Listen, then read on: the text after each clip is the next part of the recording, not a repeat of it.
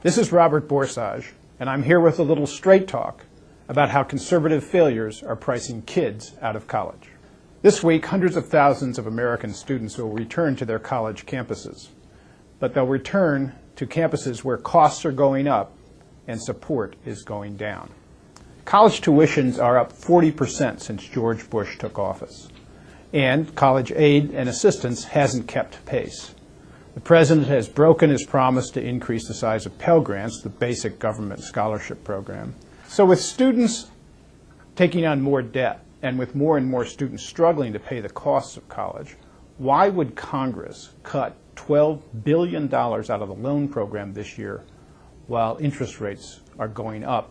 And so this year, while pushing for $70 billion in lower taxes, tax breaks basically for the richest Americans in the country, the Congress, in the face of rising deficits, had to find a way to cut spending.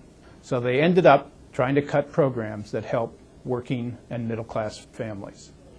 The biggest cut came from the student loan program. Conservatives really don't care much about this at some level. They believe basically you're on your own. You ought to be saving for your own college education. You ought to be paying your own way. You ought to be taking on debt if you need to do that to get through.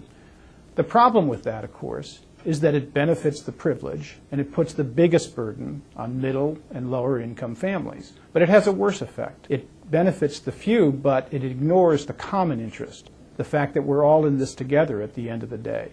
America's prosperity has been built on the fact that we led the world in public education. And now, at a time when everyone agrees that college is vital to our nation's future, conservative ideas are closing the door of college on more and more students. The conservative attack on big government and its call for free markets, privatization, and deregulation always sounds sensible. But the reality turns out to be a kind of crony capitalism and a pay-to-play politics that benefits private, inefficient corporate lobbies over the public interest. These ideas are weakening the nation. This is Robert Borsage with a little straight talk on conservative failures on education. Thank you for joining the conversation.